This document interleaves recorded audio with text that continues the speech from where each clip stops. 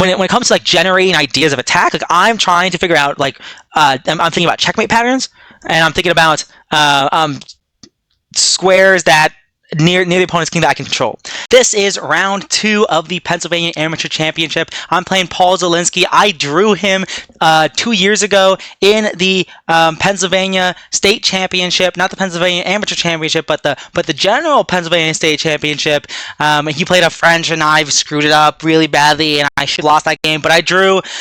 And now I'm playing him again with the white pieces, and I have no idea. I completely forgot what I did wrong against him in the French, so I'm just going to play knight f3. Playing knight f3, he plays d5, I play g3, and he plays g6. Against this move order, I know that c4 is a good move here. If he takes, I can go queen a4 check. So yeah, I know this move order is okay, and it's actually kind of challenging. If black ignores it, then I can just take the pawn and then develop my knight with tempo, and this is slightly better. I've traded off a flank pawn for one of his center pawns, so this is just slightly better for white. My white's plan is to expand in the center with their 2 center pawns, so that's the plan. And he ends up defending the pawn on d5 with his knight, actually. And I was like, and I think this is bad for the same reason. I think black can go c6 if they want to, or probably not e6. Probably e6 isn't good. They can also play d4. They can also play pawn to d4 and gain more space in the center, but just defending it with your knight or your queen, not good, because I can just take, and I've traded off my flank pawn. I play knight c3. If you take, I'm going to take with the pawn. I'm going to have a big white center in this position, and no issues. So he plays bishop g7. So we both fee and kettle our bishops, and now I'm attacking I'm x-raying his knight. So I'm x-raying his knight. I think he could castle here, because if I take and he takes, there's no good discoveries. But honestly, why would you even want to calculate that? So I understand his next move. He plays c6. That's his move. I castle, he castles, and now I play d4. So now his time to, if he wants to take space in the center, he has to play like knight takes, pawn takes, and c5 now. Like, now is the time for him to take space in the center. Or he can play e5 if he really wants to. But his bishop might be bad, but this pawn is an extension of the bishop, which is kind of good. So it really just depends on what type of position he wants. But if he wants to play e5, if he wants to take space in the center, he has to do it now, because after he castles, I just play d4, and I have a very easy game, because I'm enacting my plan of taking space in the center. So he plays knight d7, I play e4, and then he plays knight f6. Knight 5 f6, because both knights can go to the f6 square, so knight 5 f6. He could have taken my knight. I thought he might do this and play the move c5, and now it's like a Grunfeld, because if I ever push my pawn, if I'm too hasty with it, I lose the c3 pawn, which doesn't look that appetizing. And I could play e5 maybe, but I don't know. Is this really okay? Or I could just maintain my center and support it. That also seems very reasonable. But I didn't do any of those things. Okay. So I didn't do any of this because he never played any of this. He just went back with his knight, and now I played bishop f4. And white has a very, very comfortable position. This is probably a +1 positionally, if I had to guess. If he ever goes knight h5, attacking my bishop, I'm honestly probably just going to go back to e3, and then play queen d2, and then develop both rooks. And your knight is on the rim, and your knight on the rim is dim, is grim, is slim, not fun. So I'm not worried about that at all. He plays rook e8, and at this point I'm like, queen d2. And I might start attacking you on the king side, maybe, after I play e5. And black can try to play e5 themselves, except they can't. Actually, I think this is the one moment where black can try to, because e5, pawn takes... Wait, why did I say black can do that? No, black can't. So knight b6 here, I and c4. And if I play b3 to keep the knight out... I'm weakening this diagonal, and that doesn't feel like that's necessary. Like, why am I doing this? I don't need to stop knight c4. I can just put a rook in the center. Just develop your pieces, play good moves, and knight c4 is not a real threat. I can go queen c1 to keep guard of this diagonal, or queen e2 and target the knight. Both are good. And now he plays this move e6, and now I know that I have won the game. Like, this game is over. I know that, like, I'm significantly better and I should be able to convert this. And I couldn't decide whether to play e5 or bishop g5 first. I thought that after e5, knight d5, bishop g5, he had the opportunity to play f6, which I'm not saying it's good for black, but I'm like, do I have to give him the opportunity to play f6? What if I just don't give him the opportunity to play f6 at all? And so now this whole attack, all of my thought process revolves around this f6 square. And so, like, when you can get e5 in, and white and your opponent has a Swiss cheese setup, when black has a Swiss cheese setup around their king, where they have all their pawns on light squares, you can really generate an attack going by controlling the dark squares around their king. So in this case, this is the f6 and h6 squares. And when it comes to, like, generating ideas of attack, like, I'm trying to figure out, like, I'm thinking about checkmate patterns, and I'm thinking about squares that near the opponent's king that I can control. And in this case, this is the f6 square. If I could get, there are a lot of times where if a knight is on f6 and a queen can land on h6, it's always mate on h7, or like there's like things like that. So in terms of generating attacking ideas, this f6 square was my guiding light, in a sense. And so in this variation, if I did this, f6 is possible. So, but if I start out with bishop g5, he has to sacrifice a pawn to stop me to be able to throw in f6, to get enough time to play f6, or sacrifice material of some kind. He plays queen c2, I play e5, he plays knight d5, and now I play knight e4. So I don't want to trade knights here. My knight can actually hop in, hippity hoppity. This knight cannot be stopped.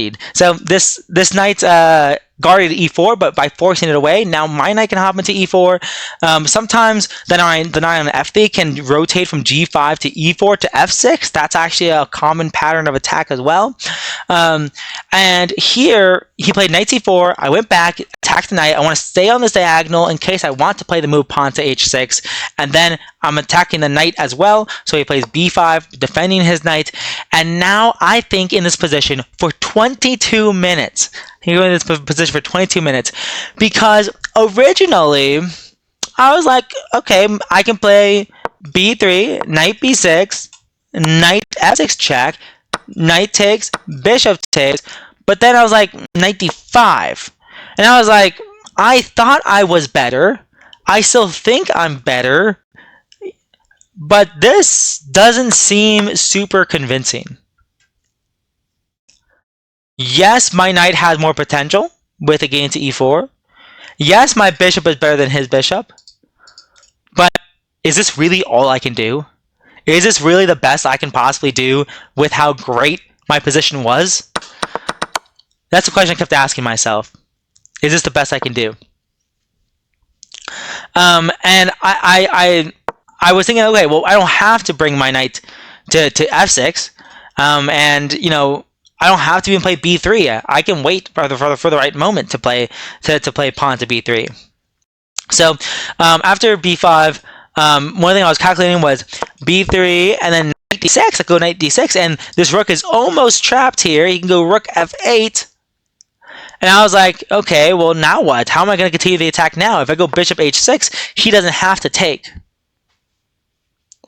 And he can play f6. It all came around to f6. Like, I was like, like f6 is actually, like, I'm not saying black is okay, like black is like equal or something like that, but this is a source of counterplay that I didn't want to allow. And like he's getting his pieces in, and maybe he can bishop d7 and bring his rook over, and he has an open file, and I'm not checkmating him, but I want to checkmate him. Not that I need to, but it's nice to. And this d6 square is really nice for my knight.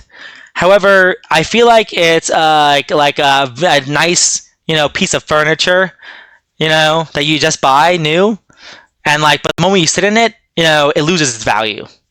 So, that's what this d6 square is to me. Like, my knight is really going to e4 because I have the option to hop into any of these dark squares if I want to. So I ended up, after 22 minutes, deciding, I think b3 and knight d6 is good. I think b3 and knight f6 is good, but I'm not sure if it's the best. And then I spotted this move. I thought about h4. H4 was one of the moves I thought about a lot. But I was like, okay, if he plays h5, okay, maybe this conclusion is good or bad, I'm not sure. But what if he ignores me?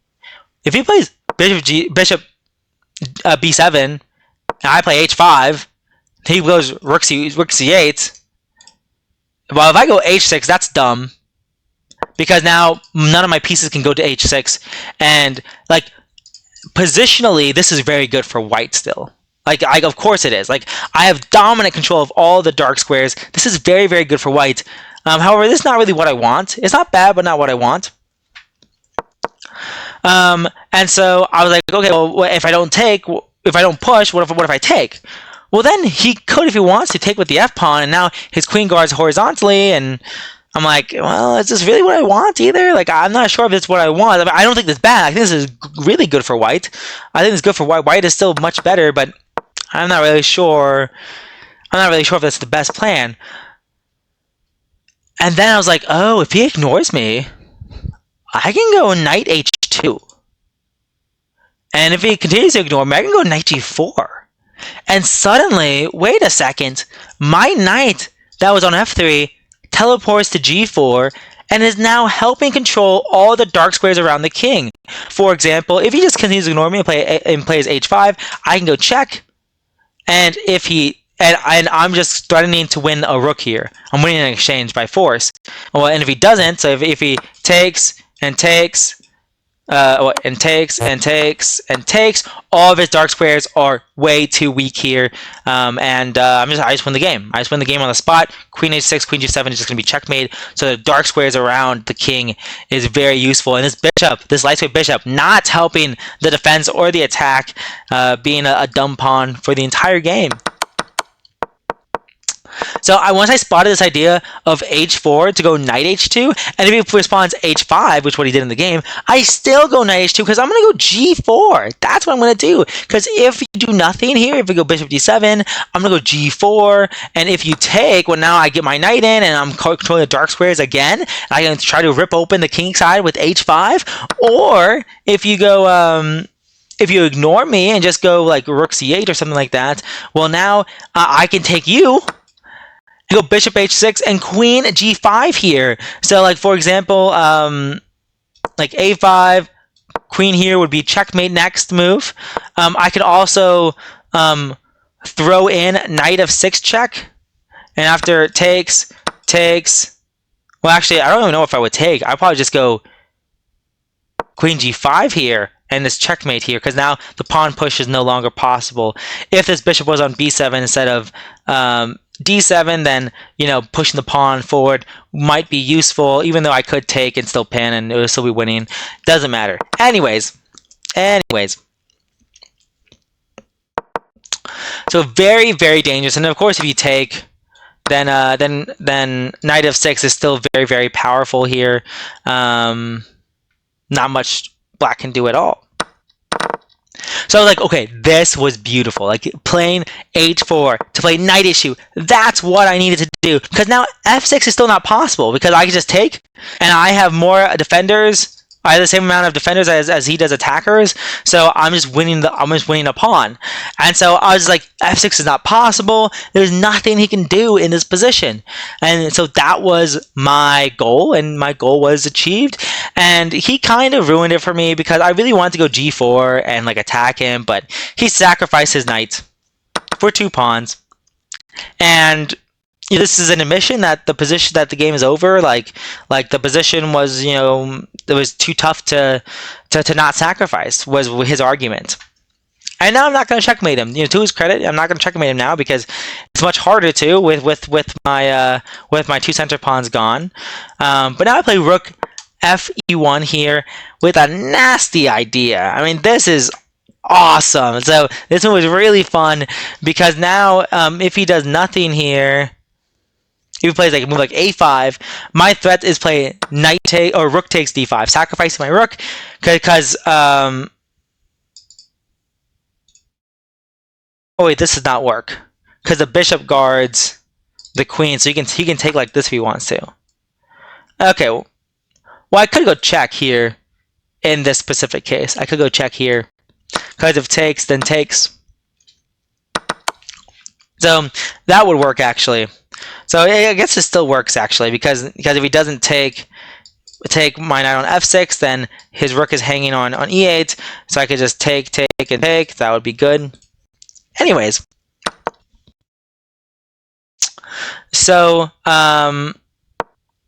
yeah, one of the things I was calculating was knight f3 here, and if bishop g7, then I could take, and if takes, I could go check here, and then if he takes, then I can take, and now I'm threatening queen h6, queen g7 checkmate, but then there's queen d6 here attacking my bishop, and then if I go back, then he can go c5, and if I go queen h6, he can go e5, and I'm like, this isn't very good, of course, this is not good at all, and so I was trying to make this rook sacrifice work, but it never did. So that's why I went rook f e1, x-raying the rook, and yeah, preparing a potential rook takes d5 sacrifice. And this move is just a good move in general because I'm putting the rook on a half open file. And he goes bishop e7, I go knight f3, he goes rook c8 here, we're protecting the c pawn, maybe he's trying to push it, but then I just take and he resigns. If he takes, of course, then I have knight f6, discover check, so this check is on the king, and then my rook attacks his queen, so he loses his queen by force, so he just resigns now. So I absolutely loved, I appreciated the time I invested in this move h4 and knight h2. That was really creative, and I'm very happy that, because I was like, he was down 20 minutes on the clock, and then I thought for 22 minutes, and then, he was up on time by 2 minutes. That's how time works. I'm very happy that, I could have just played a faster move. I could have just played b3 and knight d6 in 2 seconds. But instead, I spent my time, spent 22 minutes here, and I think h4 and knight h2 is probably one of the strongest plans, if not the strongest plan in the position. So I'm excited to see what the engine says about it. But yeah, so I'm super happy with this game, and I think I'm gonna end it there, and I'll see you guys next one. Peace.